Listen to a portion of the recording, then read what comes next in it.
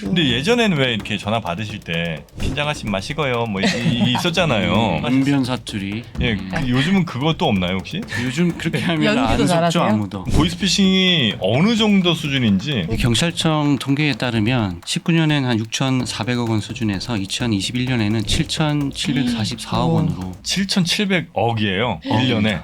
두 분은 절대 당하시면 안 됩니다. 혹시 두 분이 당하시면 정말 이 방송이고 뭐고 너무 우리가 신뢰가 떨어지니까 네, 조심하겠습니다. 두 분 앞으로도 절대 당하시면 안 됩니다. 화이팅. 알겠습니다.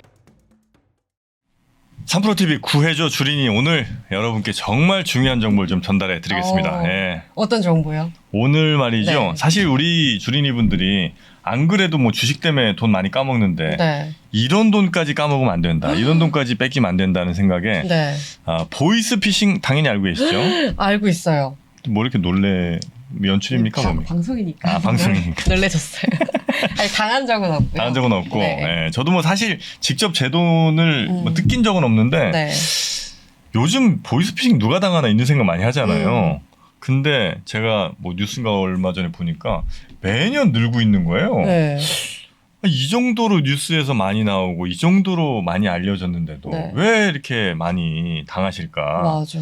그래서 오늘 이 보이스피싱으로 이 보이스피싱 방지를 위해서 정말 평생을 헌신하신 두 분을 모시고 네. 보이스피싱 최첨단 수법부터 네. 어떻게 하면 막을 수 있는지 요걸 어. 완벽하게 좀 저희가 해결해 보도록 하겠습니다. 알겠습니다. 자, 우리 박하윤 주린이 또 사실 뭐 본인은 어쩌면 안 당할 수 있다고 자신할 수 있더라도 네. 본인도 어쩌면 그 자신하기 어려울 수도 있고요. 그리고 또 부모님들, 가족분들 뭐 또 요즘 주변 진짜 많이 온다니까요. 많잖아요. 네. 예, 그러니까 오늘 완벽하게 한번 예방해 보겠습니다. 알겠습니다. 자, 이 예방해 주실 두 분 소개를 해드리죠. 네. 금융감독원, 불법금융대응단, 금융사기대응팀, 박동현 선임조사역님, 그리고 한 분 더 오셨습니다. KB국민은행의 소비자보호본부, 소비자지원부의 김지훈 차장님까지 두 분 오셨습니다. 어서 오십시오. 네. 안녕하십니까. 네, 네, 반갑습니다. 안녕하세요. 반갑습니다. 네, 우리 국민은행에서 KB국민은행에서 오신 김지훈 차장님이 네. 밝은색 셔츠를 입고 계신 분 맞죠? 네, 맞습니다. 네. 그리고 우리 좀 더 파란색 셔츠는 우리 금감원에서 오셨고요. 네. 네. 금감원이 일단은 이 일에 대해서 제일 주무부처라고 해야 되나요? 맞나요 이게? 제가 이렇게 표현하는 게 맞습니까? 보이스피싱 사기가 워낙 네. 좀 커지다 보니까 네. 이 피해자들을 이제 구제해주기 위한 특별법이 마련이 됐습니다. 마련이 그래서 됐어요. 예, 이미 12년부터 시행하고 있고 네. 피해금 환급을 위해서 네. 금융감독원이 주도해서 피해 환급 절차를 진행하고 있고 오. 또 여러 가지 사기를 막기 위한 제도들을 이제 금융권과 이제 협의해서 마련하고 네네. 그런 일들을 하고 있습니다. 범인을 설령 못 잡거나 혹은 그 계좌 동결하지 못하더라도 돈을 돌려준다는 말씀이세요? 계좌가 동결이 안 되면 방법은 없고요. 그럼 빨리 계좌 동결을 해갖고. 피해자가 피해구제 신청을 빨리 해서 네. 자금을 이제 이체받은 계좌들을 빨리 지급 정지를 시켜야 피해 환급은 가능합니다. 그럼 네. 빨리 알아차리는 빨리 게 알아차리는 것이 관건이네요. 피해를 안 당하는 게 가장 중요하고요. 네. 그렇죠, 그렇죠. 당했으면 빨리 지급 정지 신청을 하시는 게 네. 중요합니다. 좋습니다. 하여튼 이 보이스피싱 오늘은 이제 완벽하게 좀 막아낼 방법들을 좀 저희가 찾아볼 텐데 먼저 지금 보이스피싱이 어느 정도 수준인지 그거 한번 심각성을 한번 좀 여쭤보고 넘어가도록 하겠습니다. 예, 경찰청 통계에 따르면 최근 3년간 계속 피해 금액이 늘고 있습니다. 19년엔 한 6,400억 원 수준에서 2021년에는 7,744억 원으로 꾸준히 증가하고 있고요. 7,700억이에요. 1년에. 네. 1년에 와. 이렇게 홍보 많이 하시고 뉴스도 이렇게 많이 나오는데 왜 이렇게 당하시는 거예요? 이 수법들이 네. 점차 이제 교묘화되고 네. 지능화되기 때문에 기존에 우리가 대응했던 방식으로는 또 한계가 있고 또 그래요? 빈틈을 노리고 들어오는 사기들에 대해서 속수무책으로 당하고 그런 경우가 또 많아요. 그런 경우가 많기 때문에 대충 그러면 이 보이스피싱에 적절한 표현인지 모르겠습니다. 카테고리가 좀 있습니까? 요런 형태, 요런 유형. 유형. 네. 유형은 뭐 정말 다양한데 이제 네. 대표적인 유형으로 저희가 한 세 가지를 네. 뽑아서 왔습니다. 첫 번째는 이제 대출 빙자형 사기. 대출 빙자형? 예. 이거는 돈 좀 없는 분들한테 더 취약하겠군요. 돈이 좀 필요한 필요하신 사람들 분들. 또는 이제 저금리 대출로 좀 갈아타고 싶다 하시는 분들이 좀 좀 당하죠. 그래서 대출 빙자. 신용이 좀 안 좋으신 분들도. 그런 뭐 아무래도 고신용자보다는 중저 신용자 층에서 음. 좀 많이 당하게 되고요. 아. 주로 40, 50대 남성이 주로 더 당한다는 통계가 아. 있습니다. 지금 현재 뭐 신용대출 뭐 12%의 대출받고 계시죠. 저희가 6%짜리 중저금리로 뭐 안내해드릴게요. 이런 식으로 이제. 그런 식이죠. 네.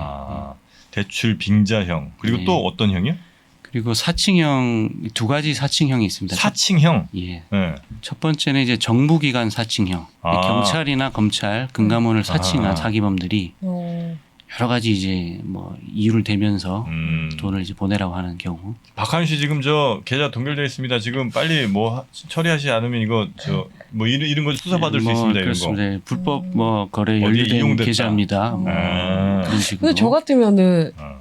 이 나쁜 놈아 이렇게 전화할 것 같은데 이걸 네. 이걸 보고 많이들 이제 속으신다는 거죠. 네, 그렇습니다. 정부기관 사칭형 그리고 또 예. 마지막으로 이제 자녀 지인 사칭형. 아 이거 진짜 많아요. 예. 아. 엄마 나 휴대폰 액정 깨졌어. 네. 아. 그런 거죠. 음. 아빠한테 아, 엊그전에 전화가 왔거든요. 네. 너 핸드폰 액정 깨졌어? 아, 진짜로? 네. 그래서 아빠 나 핸드폰 괜찮으니까 전화 받지. 그랬더니 핸드폰 액정이 깨져서 그 액정을 고쳐야 되는 돈이 필요하다. 이건 이제 소액 보이스피싱이군요. 몇십만 원대. 그렇죠. 이제 정부기관 사칭에 비해서는 이제 네. 시작 금액은 적은데 음. 나중에 말씀을 드리겠지만 결국 개인 정보를 탈취한 이후에 네. 그 피해 금액이 나중에 불어날 수 있습니다. 예를 들면 그 탈취된 개인 정보로 대출을 일으켜서 또 가져간다든지 오픈 뱅킹으로 해서 다른 계좌들을 다 모아가지고 다 가져간다든지. 네. 그러니까 시작은 액정 깨졌어 3, 40이 필요해 하지만 나중에 피해 금액은 더 커질 수 훨씬 있구나. 커지는 이제 그런 특징이 있죠. 이거 굉장히 좀 위험한 거 아니겠습니까? 피해도 심각하고요. 네. 예, 조금 더 의지를 갖고 조금 그 위기감 고조 좀 부탁드려도 되겠습니까? 실무자로서 제가 실무자로서. 네. 예. 드리고 싶은 말씀이 있었는데 좋습니다, 좋습니다. 네, 금융감독원 앞이라 조심스럽긴 하지만 겁내지 마세요. 네. 예. 사실 제가 이제 이 보이스피싱 예방 업무를 네. 국민은행에서 한 3년 정도 진행을 했는데요. 은행별로 드린 걸 하시는군요. 네, 저희도 많은 예방 대책을 하고 있고요. 예. 저희 팀 자체가 이제 금융사기 예방팀이 있습니다. KB금융을 조금 더 앞서간다고 생각해야 되겠죠? 그럼요. 네. 많이 앞서가고 있고요. 네. 그걸 하면서 제가 느낀 거는 지금 많이 상당히 알고 계시긴 한데 이게 얼마나 악랄한 범죄인지는 정확히 잘 모르시죠. 어떤 면에서요? 네, 아까 피해 금액 다들 말씀하셨는데 네. 이렇게 피해 금액을 말씀드리면 제 주변의 분들도 똑같으세요. 와, 그러면 정말 돈 많이 버는 거네라고 말씀을 하세요. 맞아요, 그래서 뭐 음. 우스갯소리로 보이스피싱 사기범들은 페라리를 몰고 다니는 뭐 고수익자다 네. 이런 말씀을 막 하세요. 뭐 근데 이 실무자들은 정말 매일매일 피해자랑 또 사기꾼이랑 다 통화를 하거든요. 여러 가지 예방을 하기 위해서. 네. 그러다 보면 이제 많은 얘기들을 듣게 되는데 저희는 그래서 그 돈이 대체 어디서 왔느냐라에 좀 주목을 해요. 지금 아까 피해 금액을 말씀하셨지만 거의 매일매일 21억 원 가까이 되는 돈들이 사기꾼 주머니로 들어가는 거예요. 매일. 네. 그 돈이 어디서 왔냐면 제일 많이 듣는 말은 네. 좀 감정에 호소할 걸로 보일 수 있겠지만 저희 사랑하는 아들, 딸 학자금 500만 원. 그다음에 우리 가족들이 살아야 될 전세자금 1,000만 원. 그리고 우리 할머니, 할아버지 노후자금 2,000만 원. 이런 돈들이 거의 7, 80건이 매일매일 모여서 매일매일 21억 원이 사기꾼 주머니에 들어가는 거예요. 그러네. 그래서 이렇게 악랄한데 물론 다른 범죄들도 다 그렇게 돈을 노리고 하는 거기 때문에 악랄하죠. 근데 보이스피싱 조금 더 특징이 뭐가 있냐면 정프로님 혹시 지금 실례되는 질문이지만 지갑에 얼마 있으세요? 저요? 좀 있는데. 좀 있는 돈을 현금 한 20만 원 있습니다. 강도를 만났어요. 그럼 얼마 뺏기세요? 20만 원이요. 그렇죠. 보이스피싱은 그렇지 않아요. 대출을 받을 수 있고요. 지인들한테 돈을 더 끌어오게 만들어요. 그리고 아까 잠깐 언급하셨지만 여러 가지 악성 앱을 이용하고 개인정보를 이용해서 더 많은 돈을 가져갑니다.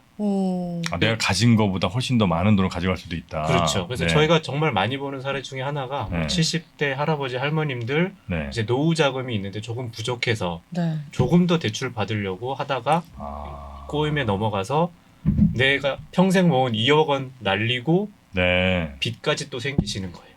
저 궁금한 게 그럼 빚이 생기면 결국에 사기를 당한 거라도 제가 갚아야 돼요? 그럼요. 어떡해. 이제 그러다 네. 보니 이제 네. 이분 피해자분들이 네. 금전적인 피해도 입는데 네. 정신적인 피해도 아, 엄청 많이 그렇겠다. 입으세요. 그리고 뭐 스스로 많이 자책하실 것 같아요. 죄책감, 네. 그다음에 우울감 이런 것도 하셔서 실제로 다른 범죄보다 자살률 극단적인 선택을 하시는 확률도 높은 범죄 중에 진짜요? 하나. 예. 그런데 네. 보이스피싱범들은 그 심리를 이용하는 사기이기 때문에 네. 네. 그래서 저희가 아무리 다 알고 있다라고 생각해도 계속해서 수법을 바꾸면서 네, 돈을 네. 채가요.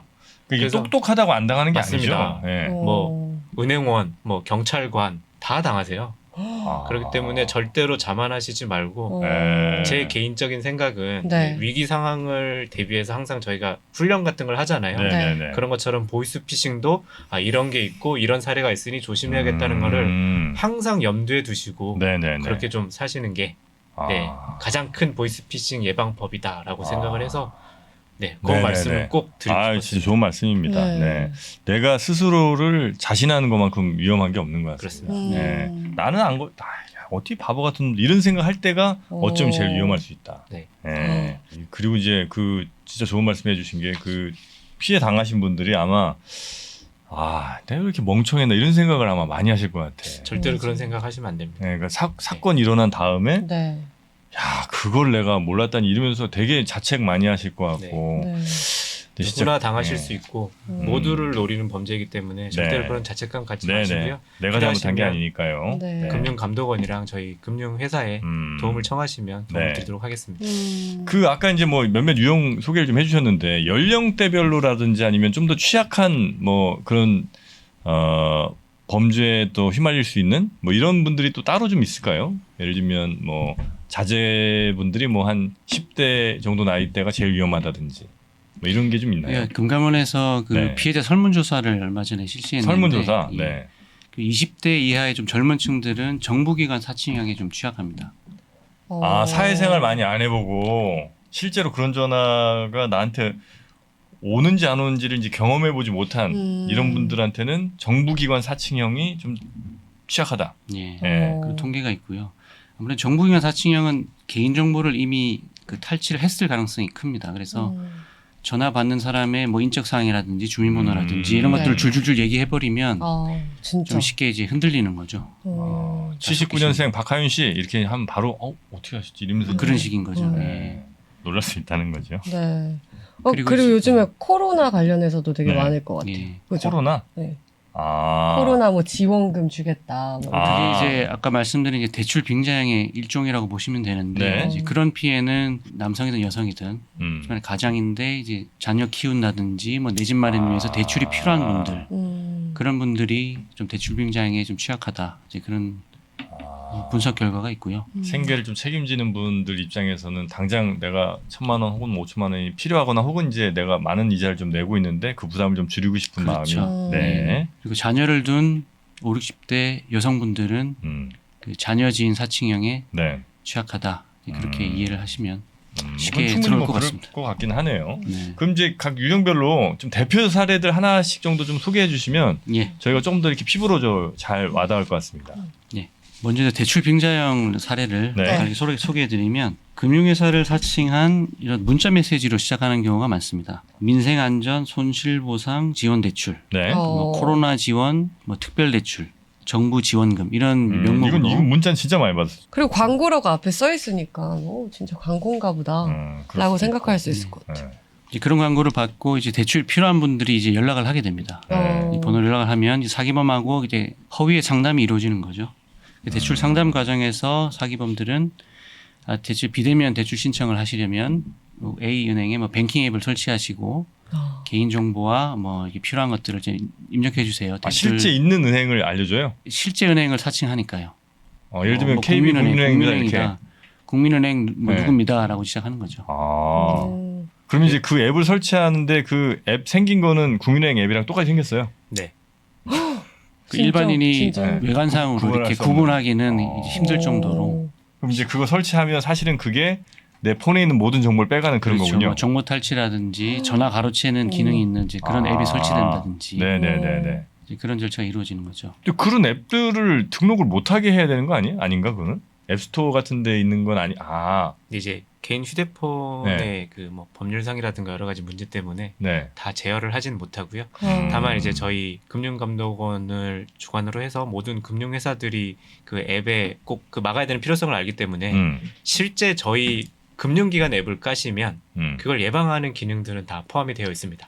예를 들면 진짜 KB은행 걸 깔면 네. 그런 사칭 앱 같은 게 들어올 때 바로 방지가 되는군요. 네, 그렇습니다. 아. 그래서 KB 금융 앱을 열었는데 이제 사칭 앱이 깔려 있다라는 네. 정보가 있으면 지우실 수 있게 그런 기능들은 다 제공을 하고 있습니다. 아 그래요?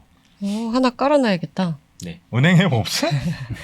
저는 KB 국내 은행 앱들은 있습니다. 이제 네. 그런 기능을 다 아. 가지고 있다고 보시면 되고요. 아까 얘기하신 그 악성 앱은 그 애플 스토어나 이런 데서 차단을 미리 하긴 합니다. 근데 네. 새로 생긴 앱들까지 다 알아서 차단하기는 좀 한계가 있기 때문에 네네네. 뭐 그런 문제들도 있고. 네. 그래서 이제 앱을 그렇게 다운받으라고 해놓고 앱 다운받으면 이제 핸드폰에 있는 정보들 주변 사람들 연락처 이런 거 다 해갖고 막 다 협박도 들어가고요. 하고 아니면 이제 뭐 돈 보내라 이런 거 하는 거죠? 네, 뭐 신분증 사진 같은 거 하나씩 다 가지고 계시잖아요. 네. 그런 거 뭐 인증서 어. 비밀번호 뭐 카드 승인 내역 모든 게 다 가져가. 하긴 그런 거 공급자 맨날 서버로. 까먹으니까 그 사진첩에 넣어놓는 경우가 많거든요. 그렇죠. 예. 그거 있으면 이제 진짜 큰일 나는 거네. 음. 그거 있으면 근데 내 은행에 있는 돈 빼갈 수 있는 거예요? 그냥 알아서? 그렇진 물론 않나? 뭐 비밀번호 하나 가지고는 어렵겠지만 네. 또 여러 가지 뭐 정보들 조합해서라든지 음. 또는 아니면은 대포폰 하나 개설해서 네. 마치 본인 확인을 다 대포폰으로 할 수 있는 그런 길이 있으니까 여러 가지 수법을 이용해서 어떻게든 네네네. 빼내가는 것들이 이제 그 사기 수법입니다. 최근 비대면 거래가 많아지면서 네, 네. 편리성이 사실 높아진 건 사실인데 예, 그 앱을 깔 때도 사기꾼들이 대출 받는 사람들한테 누가 요새 은행 가서 대출 상담해요. 앱 까시고 하시면 돼요라고 얘기를 하면 대부분이 속으시더라고요. 그렇게 해서 그럴 수 깔고 있겠네. 이제 거기에 설치된 걸로 정보를 빼내고 또 와. 다른 데서 얻은 정보랑 합쳐서 이제 대포폰 흔히 말하는 대포폰 네. 같은 것도 개설하시고 음. 요새는 대포폰 개설되고 신분증 있고 이러면 진짜 다 되겠다. 다 되잖아요. 대출까지도 다 될 수 있는 인증이니까. 그런 게 있어서 비대면에 어떻게 보면 양날의 검. 예. 네. 만약에 그 대출을 받았는데 내가 받았다는 사실조차 모를 수도 있나요, 혹시? 그렇습니다. 본인이 거래하지 않던 은행에 계좌를 두고 대출을 하면 그럴 수 있죠. 계좌를 대포폰으로 입력하면 본인한테 연락이 안 오니까 어. 모르고 지나갈 수도 있는 거죠. 그럼 지금 저희가 모르고 있을 수도 있는 거잖아요. 지금 이미 대출 받은 거 아닌가? 그거 제가 확인할 수 있어요? 제가 어디선가 대출을 받았나 이런 거를? 진짜. 그래서 네. 저희가 금융사기 예방법을 몇 가지 알려드릴 건데요. 네. 그 중에 한 가지가 사실 준비했던 게 지금 말씀하신 대로 내가 모르는 사이에 개설된 계좌가 있는지 조회하는 네네네. 네, 그런 사이트가 있습니다. 금융결제원에서 계좌정보통합관리 서비스라고 많이 사용하실 거예요. 어카운트 인포 이런 거 아니에요? 맞습니다. 네, 페이인포, 어카운트인포 그런 것들 네네네. 확인을 하시면 네. 정말 나도 모르게 개설된 계좌가 있는지 내가 대출 받은 상황 혹은 뭐 내가 지금 예금돼 있는 개설된 통장 상황 이런 것들이 이제 보여주는 거죠 저기서. 맞습니다. 그리고 그리고 휴대폰 같은 경우에는 한국정보통신진흥협회에서 사용하는 명의도용 방지 서비스라고 있는데요. 여기에 접속하셔서 이제 조회를 하시면 내가 모르는 휴대폰이 개통되어 있는지 그런 것들을 확인하실 수 있어요. 내 돈 소중한 돈 지켜야 되니까 네. 일단 저런 방식으로 이제 내가 지금 현재 어떤 상황인지 이제 체크를 해보는 거는 하나의 방법일 수 있겠고요. 네. 자 그리고 이제 지금 앱을 깔게 해서 뭔가 내 폰의 정보를 빼간다든지 아니면 대출을 받는다든지 이런 식의 이제 방법이 있고요. 그런 또, 방식이 있고요. 네. 대출 그 한도를 늘리기 위해서 이제 기존의 고금리 대출 상환하세요 이렇게 유도합니다. 나의 정보를 아는 거죠. B저축은행에 뭐 3천만 원 대출이 있으신데 그거 상환하십시오. 그러면 저금리 한도가 더 많이 나올 겁니다. 이제 이런 식이죠. 네네. 그러면 이제 전화를 끊은 이후에 B저축은행에 전화를 하는 거죠. 대출 나 상환하고 싶다고. 그러면 아까 이제 깔린 전화 가로채기 앱이 있습니다. 전화 가로채기 앱. 네, 그래서 네. 그 피해자가 네. B저축은행의 고객상담센터에 전화를 했는데 네. 그 전화를 사기범이 가로채서 B저축은행 누구입니다라고 이제 받는 거죠. 그래서 그러시군요. 그러시려면 상환하시면 됩니다. 저희가 네네네. 계좌번호를 알려드릴 테니까 어떡해. 이쪽으로 뭐 이체를 하십시오. 또는 저희 직원을 보낼 테니까 뭐 현금으로 상환하시면 됩니다. 그런 식이죠. 분명히 나는 비저축은행 직원하고 상담을 했기 때문에 네. 또 의심이 조금 이제 거쳐지는 거죠. 아. 그런 식으로 대출 상환금을 편취하는 네네. 그런 수법도 많이 이루어지고 있습니다. 이거 진짜 치밀하다. 치밀해 그죠? 진짜. 네. 그래서 이게 네. 보이스피싱이 네. 심리를 참 이용하고 자꾸 고도화된다는 게 이런 네. 게 무서운 거죠. 그러니까 앞에 이제 어느 정도 오히려 이런 걸 많이 당하시는 분들은 어느 정도 보이스피싱에 대해서 좀 아시는 분들이 더 당할 수 있어요. 왜냐하면 사례를 알기 때문에 아, 이거 이거는 아니니까. 보이스피싱일 수 있겠는데 그럼 제가 확인해보고 연락드릴게요가 끊어요. 네. 근데 아까 말씀하신 전화번호 가로채기 앱이란 거를 물론 그것도 뱅킹 앱이라든가 여러 가지 다른 모양으로 깔겠죠. 그걸 깔게 되면 내가 만약에 그걸 만약에 까시잖아요. 네. 그러면 금융감독원에 전화를 하던 경찰에 전화를 하던 은행에 전화를 하던 사기꾼이 받는 거예요. 아, 어머나. 112에 전화를 해도? 네. 그럼 경찰인 척하는 네. 거예요, 사기. 그리고 심지어 이제 은행이나 이런 데서 피해자인지 저희가 매일 모니터링을 하고 있거든요. 그래서 피해가 발생한 것 같은데 라고 그분한테 전화를 하잖아요. 저희 번호는 바로 막혀요. 그분이 수신을 못해요. 그래서 저희 쪽에 계신 모니터링 팀에서 피해자한테 전화를 하다가 갑자기 전화가 끊어져요. 그건 이제 그 가로채기 앱에서 실시간으로 번호가 업데이트 된 거예요. 그러면 저희는 전화를 끊고 다시 걸면 안 걸려요. 그럼 옆에 좌석에 가서 다시 전화하고 막 이런 식으로 하거든요. 휴대폰으로도 하고. 그렇기 때문에 이분은 어느 정도 이런 게 보이스피싱이야 난 안 당해야지 하고 직접 확인한다고 여러분들 확인을 했는데 확인을 해보니 맞다고 하는 거죠. 내가 이런 대출을 받을 건데 가능한가요? 그거 맞습니다. 받으시면 됩니다. 이렇게 말씀을 하니까 확인할수록 더 신뢰하게 되는 거죠. 그렇죠. 그래요? 네, 믿음이 커지면 피해도 점점 커지는 거죠. 어머. 전화 가로채기 이건 진짜 좀 무섭다. 진짜.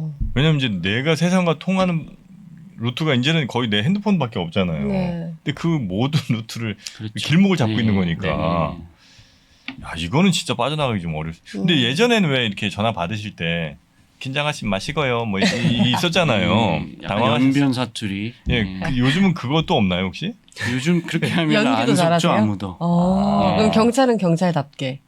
아니, 대출 그러니까 상담원답게 이렇게 말씀하시는 그래야 속지 않을까요? 그거는 그쪽에서 하시는 게 아니고 그냥 아예 국내에서 다 범죄자들이 다 한다는 거예요, 그냥? 그렇진 않은데 네. 최근에 아마 방송에서도 나왔던 걸로 알고 있는데 뭐 근거지는 중국에 많이 있어도 대부분 한국인들을 많이 쓰세요. 그래요. 3, 4, 5 모여서 많이 한다고 합니다. 참. 이제는 뭐 그런 사투리로 구분할 수도 당연히 없는 전혀 세상이 없고. 됐다는 거죠. 요거 금융감독원 홈페이지에 들어가시면 네네. 그 근원 목소리라고 코너가 있어요. 네.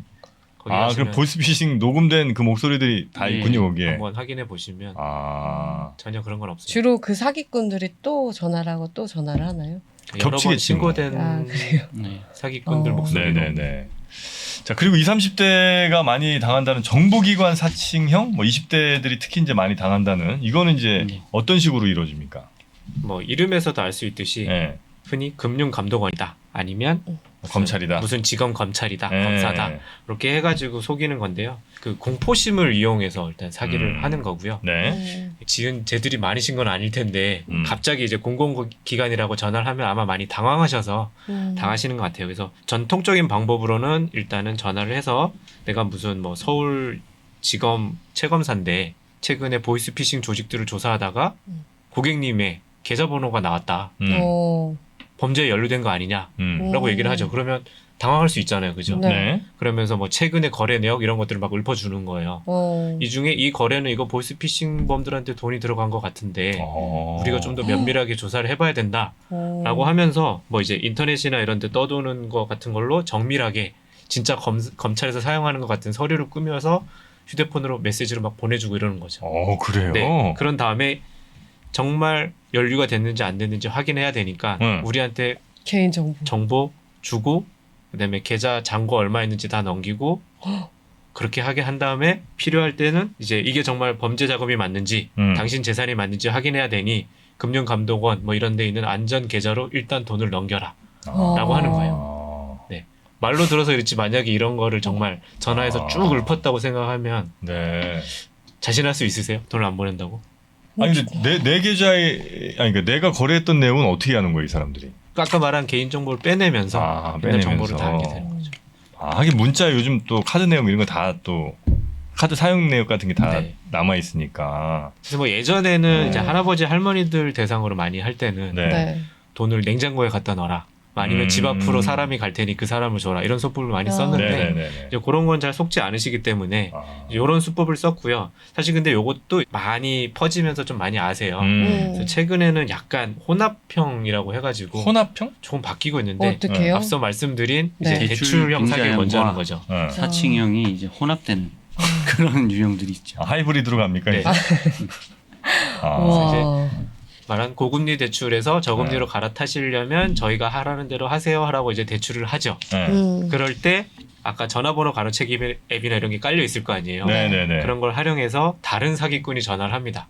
어. 고객님 지금 혹시 대출 저금리 뭐 이런 거 당하고 계신 거 아니에요? 그거 불법인데 아. 저희가 조사하다 보니까 지금 피해자로 나오세요. 아, 그럼 이제 라고 그쪽에 접근을 하는 거예요. 완전 완전- 짜고 치고 우와. 완전히 신뢰를 하게 되겠네요. 그럼요. 그쪽을. 예. 이 자금 진짜 그런 게 맞는지 확인해야 되니까 네. 그 금융감독원 계좌 알려드릴 테니까 일단 안전을 위해서 공탁시키세요. 아. 그리고 저희가 조사해서 피해자면 돈 돌려드리고 네 아니면 뭐 저희가 조치하겠습니다라고 말을 하는 거죠. 두 번 속이는 거죠. 그러면서 막 금융감독원 그런 서류 같은 것도 보내주고 네, 네. 하면서. 야, 진짜 치밀하다. 머리가 참 명확하게 돌아가네, 그 사람들. 예. 와. 그래서 실제 이런 피해들이 많이 보고가 되고 있고요. 네. 아.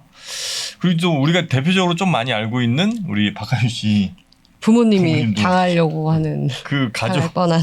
가족 사칭형 엄마 휴대전화 어떻게 됐어 이거. 이게 아까 말씀드린 유형의 세 번째 네네. 가족지인 사칭형인데 저희는 메신저 피싱이라고도 부릅니다. 메신저 피싱. 네, 코로나 상황이 계속되면서 네. 메신저 그 사용이 많이 늘지 않습니까? 네. 늘면서 주로 이제 카카오톡이라든지 이런 메신저를 활용해서 사기를 이제 치는 거죠. 네. 주로 어떻게 합니까? 제가 이제 예시 화면을 하나 보여드리겠습니다. 제일 이제 전형적인 유형인 것 같은데요. 엄마 핸드폰 고장났으니까 내가 이 번호로 연락하는 거야. 이게 딸 번호가 아닌 거죠. 네. 아니지만 이제 아. 그 의심하지 않도록 지금 핸드폰이 고장나서 친구 번호로 연락하는 거야. 이런 식으로 하는 거죠. 그러면서 핸드폰이 고장났으니까 이거 보험금 내가 신청하려고 하는데 엄마 이름으로 좀 해야 될 것 같아. 주민등록증 좀 사진 좀 보내줘봐. 뭐 이런 식이죠. 개인정보를 보내달라고 자기범이 계속 요구하는 겁니다. 아. 또는 링크 눌러서 이거 한번 설치해줘봐. 내가 할 수 있어. 설치하면 내가 말하는 대로 좀 해줘. 뭐 이런 식으로. 아. 어떻게든 뭐 앱을 설치하도록 한다든지. 근데 저도 충격적이었던 게 저희 엄마 아빠가 그 채팅창을 보여줬거든요. 근데 실제로 저렇게 얘기를 했어요. 왜 고장났어? 또 고장났어? 막 이런 거 있잖아요. 그 사람이랑 대화를 했다는 게 전 충격이었어요. 그러고 나서 근데 그러고 바로- 나서 이제 마지막엔 저한테 전화를 해서 그런 일이 없었는데 저렇게 얘기하다가 만약에 전화를 안 했거나 제가 전화를 안 받았으면 진짜 그럴 수도 있겠다. 그러니까 저희가 유의사항으로 꼭 말씀드리는 것이 네. 뭐 돈을 보내라, 개인정보를 보내라고 하면 반드시 전화로 상대방을 확인하는 습관을 가지셔야 합니다. 이렇게. 그죠. 늘 그 얘기를 하는데 또 뭐 사실 근데 뭐 방송 중이라든지 아니면 뭐 맞아요. 제가 진짜 무슨 일이 있어서 못 받을 수도 있잖아요. 그러면 진짜 부모님은 그렇게 생각하시겠죠. 그렇죠. 네. 네. 아, 이 부모님의 이 아들, 딸 사랑하는 이 마음을 악용하는 나쁜 사기 방법. 네. 한 번 더 제가 감정에 호소하면 네. 이게 실제 조사에서 네. 30대에서 60대 여성분들이 가장 많이 당하는 유형이세요. 아, 지금 이 유형이 네. 주변에 자녀가 30대, 있는 60대. 자녀가 있는 이제 어머님들이. 어머님들이죠. 어머님들. 저희 정마는 아빠는 좀 덜한 모양이죠? 아빠는 아무래도 관심이 덜한 건지. 문자를 안 봐. 네. 그래서 엄마한테 얘기해. 뭐 이런 아. 식으로. 아, 그러네. 결국 엄마한테 가는구나. 사기꾼한테. 저희 주변에 절대로 이런 거에 무조건 돈 보내고 후회하지 마시고 먼저 확인하고 하시라고 꼭 네네. 전달 꼭 부탁드리겠습니다. 목소리 꼭 확인하고 해라. 네. 네. 재밌는 사례가 하나 있는데 네네. 네. 이게 예전에는 사실 돈만 빼내는 게 목적이라서 소액이었어요. 엄마 나 음. 휴대폰 고장나서 고쳐야 되니까 10만 원 보내줘. 뭐 이런 소액이었는데 최근에는 여러 가지 앱을 이용해서 더 많이 빼내기 위해서 개인정보를 노리고 있거든요. 네. 요거랑 비슷하게 부모님의 개인정보를 가장 많이 빼가는 사람이 누구라고 생각하세요? 부모님 개인 정보를 딸들, 아들, 딸들이겠죠. 오히려 딸들, 아들, 딸들이 정보를 많이 넘깁니다. 가장 많이 하는 유형이 이제 그 게임 아이템 네. 같은 거 키워준다. 아니면 좋은 아이템 싸게 준다라고 해서 청소년들을 이렇게 유혹하는 사이트가 있어요. 그런데 가면 나한테 얼마를 주면 게임 아이템을 어디까지 레벨 얼마까지 키워줄게 이렇게 하는데 그 사이에 이런 말을 하죠. 이건 근데 당신들이 미성년자면 난 못 해준다. 그러니 어머님이나 아버님 이름으로 인증을 해라. 오케이. 라고 얘기하면 네, 우리 간혹 잘못 판단하는 청소년들이 이제 어머님 아버님 지갑을 열고 돈이 아니라 주민등록증을 빼서 정보를 입력을 하죠. 그런 정보가 다 합쳐져서 될 수 있으니까 네, 그런 것도 자녀랑 좀 한 번씩 상담해 보시면서 네. 게임 아이템이 필요하면 좀 사주시죠 그냥. 네. 네, 좀 그냥 사주시면서 네, 이거 좀 강하지 않도록 해주시고. 그냥 안 사주다가 네. 몇 개 다 털릴 수가 네. 있군요. 네, 그래서 그런 것 좀 주의해 주시면 많이 도움이 될 것 같습니다. 야, 이건 진짜 좀 피하기 좀 쉽지는 않겠네 이 네, 말씀 그렇습니다. 들어보니까. 자, 그리고 요즘 더 신종 수법들 있다고 그거 좀 소개를 해주셔야 또 저희가 이 첨단 수법에 좀 안 넘어가지 않겠습니까? 네. 이것보다 더 신종이 또 생긴 거예요. 그러니까 이건 아마 돈을 빼돌리고 안 걸리는 신종인 것 같아 보니까 그죠? 어떤 신종 방법입니까? 일단 최근에 네. 뭐 여러 가지 용어로 사용이 되고 있는 용어조차 정리가 잘 안 돼 있는 수법이 있어요. 음. 뭐 삼각 보이스 피싱이라고도 하고 네. 제3자 사기라고도 하는데요.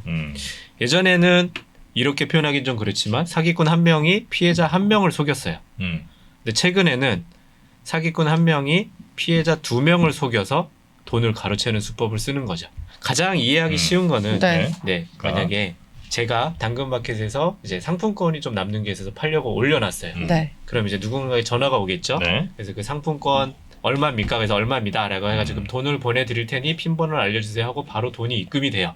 그리고 저는 핀번호를 알려줬죠. 네. 그런데 그 돈이 이 사겠다는 사람이 보낸 게 아니라 이 사람이 또 다른 누군가를 아까처럼 메신저 피싱이나 보이스 피싱으로 속인 이후에 계좌번호를 제 거로 알려주는 거예요.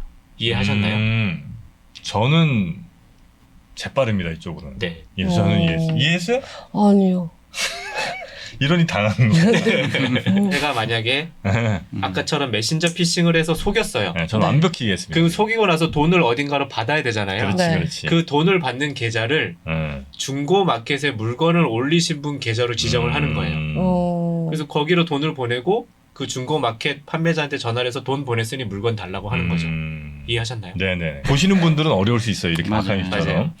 자, 보이스피싱범들의 가장 큰 고민이 뭐냐면 했는데 계좌 돈이 동결돼. 어떡해. 이러면 아무 소용 없잖아요. 헛고생했잖아. 정확하게 네. 그러니까 돈을 안전하게 찾고 싶지만 안전하게 찾을 방법이 쉽진 않으니 차라리 그 돈에 상당하는 어떤 물건, 뭐 팔기 좋은 물건이 대체로 되겠죠. 노트북이나 뭐 핸드폰 같은 네네네. 것들.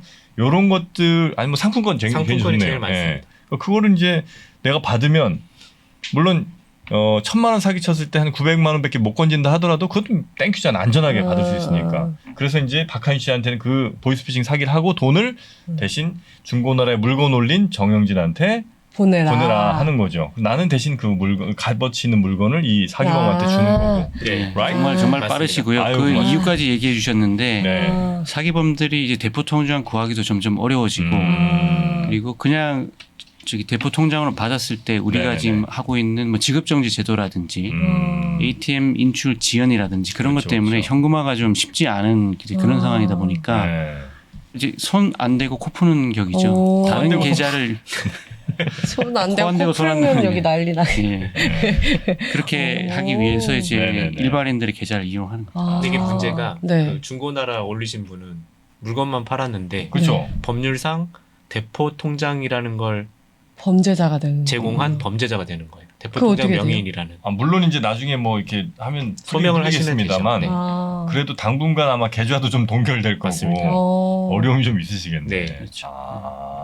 둘 다 이제 피해자가 되는 어. 거죠. 이런 거는 진짜 혹시 근데 만약에 이 삼각관계에서 네. 이 중고나라 이 아저씨가 진짜 범인일 수도 있나요? 피해자일 가능성이 높기 때문에 저희는 두 분 다 피해자로 보고 대응책이나 그런 예방책을 좀 마련하고 있습니다. 야, 근데 이건 진짜 예방하기 너무 어렵겠다. 진짜. 어렵고요. 네. 그래서 뭐 시청자분들 혹시 이런 거에 연루될 때 대비해서 말씀드리고 싶은 거는 네. 당연히 정상적인 거래를 하셔야 되고요. 네. 하시기 전에 조금 이렇게 알아보고 하시는 게 제일 안전하고요. 네. 만약에 거래를 하실 때는 네. 내가 물건을 올릴 때부터 네. 이 사람이 나한테 팔으라고 하는 그런 거래 딜부터 네. 파는 순간까지 다 증빙으로 남겨두시는 게 좋아요. 나는 정말 이 물건을 팔아서 받은 돈이다 라는 걸 증빙하실 수 있으면 그런 거는 저희 금융회사나 금융감독원이나 다 인정을 하고 나중에 네, 조치를 취해드립니다. 네네. 자칫 잘못하면 진짜 굉장히 곤란한 상황에 빠질 수 그렇죠. 있구나. 그런 메신저 기록이라도 있으면 네네네. 다 가지고 계시는 게 제일 좋습니다. 저는 여기 조금 다른 얘기긴 한데 당근마켓 얘기 나와서 저 한번 사기 당했거든요. 당근에서? 맞아, 당했어요. 뭔데? 제가 TV를 사고 싶었는데 새 TV래요. 네. 사용하지 않은. 네, 새 TV. 근데 너무 가격이 너무 좋은 거예요. 근데 일단 돈을 먼저 보내라고 하셨어요. 왜냐면 너무 많은 분들이 지금 이게 가격이 좋으니까 예약해라. 예약금 좀 보내라. 네. 그래서 20만 원을 보냈어요. 근데 20만 원 뭔가 약간 찝찝해요. 왜냐면 전 항상 만나서 거래했는데 돈을 먼저 보내라고 하니까. 그래서 일단 당근페이로 해도 되냐 그랬더니 안 된대요. 왜? 모르겠어요. 그래서 어떡하지 하다 그냥 보내버렸는데 보내고 바로 잠수 타셨거든요. 네. 그래서 바로 경찰서에 가가지고 다 이렇게 진술서 쓰고 했는데 잡기가 힘들더라고요. 결국 못 잡고 20만 원 날렸는데 20만 원이었는데도 기분이 진짜 안 좋았는데 이런 분들은 더 안 좋으실 거 아니에요. 네네네. 자, 하여튼 이런 일들은 진짜 우리가 미리미리 예방을 좀 해야 되고 근데 이른바 대포 통장이라는 거 아까 말씀해 주셨습니다만 네. 지금 이제 대포 통장 당연히 불법이고 이거 만들기만 해도 불법이죠 이거는 대포 통장. 그 개념상 이용이 돼야 되는 건데 개설한 명의자와 사용한 사람이 다를 때 사용한 사람이 명의인이 아닌 거예요. 그런 거를 대포 통장이라고 저희가 하죠. 네. 그래서 이런 것들은 흔히 이제 범죄에 이용될 목적으로 사기범들이 뭐 통장을 좀 대여해 달라, 네. 수수료 줄게요, 뭐 이런 식으로 통장을 좀 빌려서 쓰는 거죠. 그러니까 명의인과 사용자가 다른 통장인 거죠. 네네네네. 이런 경우는 빌려준 명의자는 이제 네. 사기 이용 계좌에 본인이 계좌가 쓰였기 때문에 네. 뭐 사기범에도 공범이라든지 네. 직접 가해자가 되는 이제 그런 상황도 벌어지는 거죠. 네네네. 야, 하여튼 이런 일들은 진짜 좀 우리가 피해야 되는데 네. 요런 대포 통장을 좀 만들기 위해서 이른바 꼬시는 그러니까 대포 통장 명의를 좀 빌려줄 사람들을 모집하는 경우들이 좀 있죠.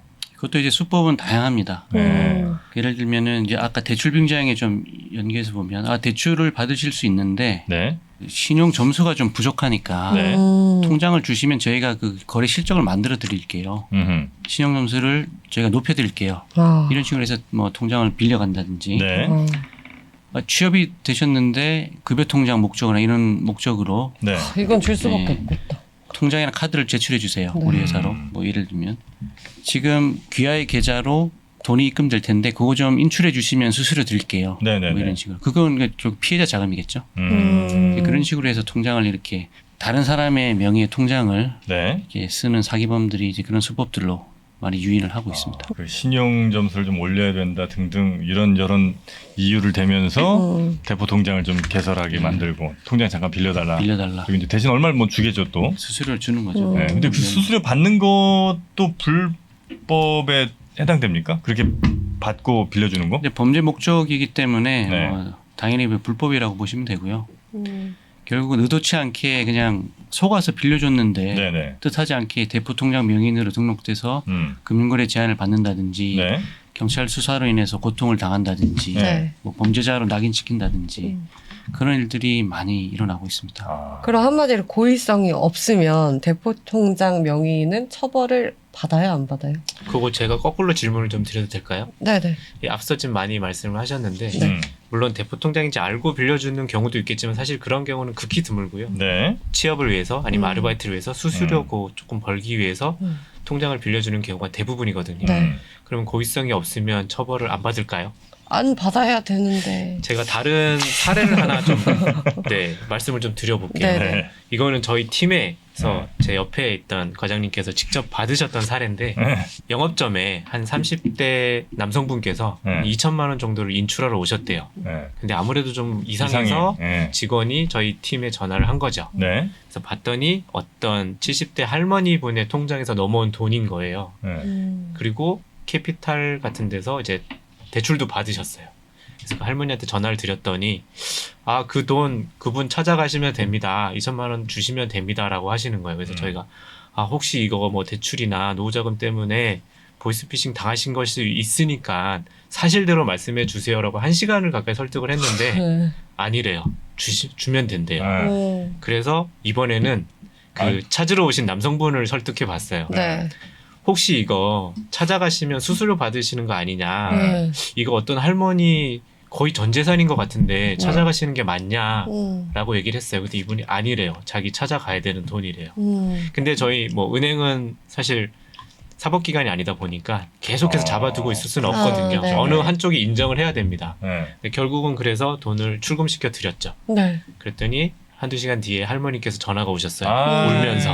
음. 사실은 내가 노후 자금이 조금 더 필요했는데 은행에서 전화가 오면 꼭 줘야 되는 돈이다라고 말하지 않으면 못 받는다. 라고 해서 거기 말을 철떡같이 믿으셨던 거죠. 근데 더 충격적인 게 뭐였냐면 네.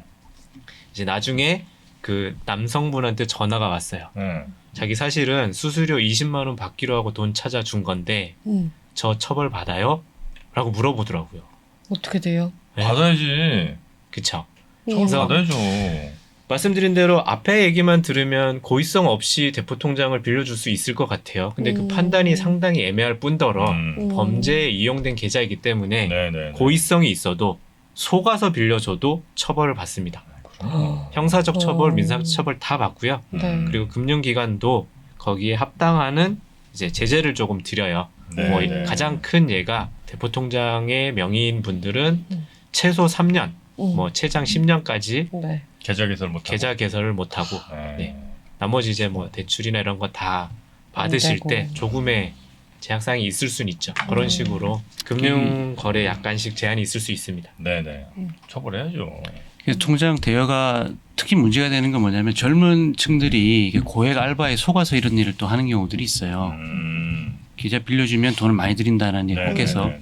근데 이분들이 이제 3년간 이제 그 통장 개설이 제한되는 이제 페널티를 받는데 그 기간 중에 취업이 됐어요. 취업이 돼서 아, 월급 회사에서 받아야 되는데. 급여 통장 만들어야 되니까 신분증하고 주세요 해서 이제 통장을 만들려고 하면 안 되는 거예요. 네. 낙인이 찍혀 있기 때문에. 그래서 취업에도 상당히 애로가 있는 그런 문제가 있습니다. 네. 그래서 통장을 만들어서 누군가를 빌려주는 것 자체가 그 큰 불법이라는 걸 좀 다들 아셔야 우리가 되겠다. 인식을 할 필요가 있습니다. 특히 신용사회잖아요. 네네. 근데 우리 청소년들이 이런 뭐 15만 원, 20만 원 아르바이트비 그런 네, 흔히 말하는 꿀알바 같은 네. 거 찾으시다가 그런데 속으시면 아직 사회생활 시작도 안 하셨는데 신용을 저 바닥 지하로 부터 치시면서 시작을 해야 시작하시는 되네. 그런 안타까운 네. 일이 있을 수 있기 때문에 네네. 네. 꼭 이런 거는 통장 카드 대여하는 건 한 번 더 어. 알아보시고 조심하시고 절대로 하시면 안 됩니다. 그렇다면 이 보이스피싱 피해 예방법이 가장 중요할 것 같은데 어떤 음. 것들이 있을까요? 뭐 늘 나오는 얘기일 것 같긴 한데 네. 다시 한번 좀 짚어보겠습니다. 네. 네. 꼭 기억하고 네네. 숙지해야 될 부분만 좀 말씀을 드리면 네네. 본인의 개인 정보는 스스로 잘 관리하도록 그렇게 좀 신경을 써야 된다는 거예요. 네. 아무리 뭐 자녀라고 이제 믿고 뭐 하더라도 개인 정보라든지 금융거래 정보는 절대 노출하지 않는 것이 중요하고요. 아들도 믿지 말자는 거죠. 뭐 그렇죠. 예. 아, 믿고 싶지 않으신 거. 아들 메신저 상으로만 존재하는 네, 자녀를 그렇죠, 믿지 그렇죠. 마시기 네. 바라고요. 아들 사칭한 놈들은 믿지 말자. 네. 그리고 정부기관이나 그 금융회사들은 절대로 문자 메시지라든지 유선으로 뭐 자금을 보내달라든지 현금을 직접 전달해 달라는 요구는 하지 않습니다. 네. 유념하시고요. 네. 뭐 코로나 뭐 지원금 뭐 또는 뭐 최근에는 뭐 대선 여론조사 뭐 이런 걸로 문자 메시지가 많이 가요. 아. 그러면 습관적으로 그 문자 메시지 URL을 터치하시는 분들이 계세요. 아. 불법적인 문자가 섞여 있을 가능성이 굉장히 큽니다. 그래서 URL 터치는 조심하시라. 출처가 불명한 것은 터치하지 않도록 안 하시는 게 좋다. 그게 중요합니다. 네, 네. 그리고 이제 만약에 뭐 당연히 안 입어야 되지만 이 피해를 이미 한번 당했어요. 이때 빨리 복구를 하든지 빨리 뭐 돈 지급을 막 해야 되잖아요. 네. 뭐가 제일 우선순위가 됩니까? 그 사기범의 계좌를 동결시켜야 되겠죠. 그래서 네. 그 해당 금융회사에 전화를 하셔서 지급정지를 신청하고 요청하셔야 됩니다. 내가 피해 구제를 당했다. 네. 우선 구두로도 받아줍니다. 구두로 일단 그 피해 구제 신청 및 지급 정리를 요청을 하시고요. 네. 경찰서에 가셔서 그 피해 사실에 대한 진술을 하시고 음. 그 확인서를 가지고 정식으로 금융회사에 피해 구제 신청을 하셔야 합니다. 그럼 이제 제 감독원이 그 피해 구제 신청서를 통해서 사기 이용 계좌의 채권을 소멸시키는 네. 채권 소멸 절차를 진행합니다. 쉽게 얘기하면 사기범의 예금 잔액을 없애버리고 그 돈을 피해자한테 환급해 준다는 개념이죠. 네네네. 그렇게 해서 환급 절차가 진행이 될 수 있습니다. 다른 은행 가도 되죠? 자기 은행이거나 그 돈을 받은 은행이거나. 다른 은행에서 좀 해주시면 되고 왜냐면 제가 아까 말씀 들어보니까 전화는 네. 했는데 이게 내 전화가 다 가로채기로 만약에 되면 소용이 없잖아요. 그러니까 가까운 은행을 빨리 찾아가는 게 좋을 것 같아. 그래서 예를 들면 뭐 우리은행에서 당했더라도 국민은행 옆에 있으면 하여튼 국민은행이 가까이 있으면 거기 가서 빨리 좀 얘기하면 거기서 뭐 처리하는 건 아주 어려운 일은 아닐 것 같긴 한데 안 될까요? 일단 네. 좋으신 아이디어긴 한데 그 해당 은행 계좌가 아니면 저희가 조회를 전산상으로 못하기 때문에 어디로 갔는지 사실 전혀 입증이 안 되기 때문에. 그래서 그럴 경우 같은 경우에 네. 갑자기 생각이 난 건데 네. 가까운 은행에 가시면 네. 이런 상황이다라고 하면 사실 각 은행 콜센터로 전화를 하는 게 가장 빠르거든요. 네. 거기에서 유선 전화 같은 게 그럴 수는 구비가 있겠네요. 되어 있으니까 네네네. 거기서 바로 해당 은행으로 콜센터로 전화를 하시는 게 네. 가장 안전할 네. 것 같습니다. 네네네. 자 그렇게 해서 일단 계좌부터 먼저 출금 막는 거. 네. 이게 먼저 우선 해야 되고요. 그 다음이요. 그다음에 말씀드린 대로 그 탈취된 개인 정보로 네. 본인 모르게 뭐 계좌가 개설될 수 있습니다. 네. 제가 알 수 없기 때문에 아까 말씀하신 그 내 계좌 한눈에 페이인포 사이트에서 본인 명의로 개설된 계좌가 있는지 확인하시는 거. 저 K인포나 어카운트인포 예, 등으로 예. 들어가서 내 이름으로. 혹시 내가 모르게 개설된 계좌가 있는지를 이제 확인하시고 만약에 있으면은 빨리 이제 정지 요청을 하셔야 되겠죠. 그리고 그 금융감독원에서 운영하는 그 소비자 포털 그 화면에 가시면 네. 그 개인정보 노출자 등록 시스템이라는 게 있습니다. 개인정보 노출자 등록 시스템. 네. 그래서 생각해 보니까 내가 모르는 사람한테 신분증을 보냈어요. 이미 네. 털렸어. 이미 신분증을 보내줬어요. 네. 네. 뒤늦게 알아차리면 이 개인정보 노출자에 등록을 하면 네. 이게 전 금융회사에 실시간으로 전파가 됩니다. 그래서 본인 명의의 계좌를 개설한다든지 이게 대출을 실행할 때 본인 확인 절차를 굉장히 까다롭게 하도록 그렇게 되어 있습니다. 그래서 중요하겠다. 또 2차 피해 예방을 또 할 수 네. 있는 좋은 방안이 되고요.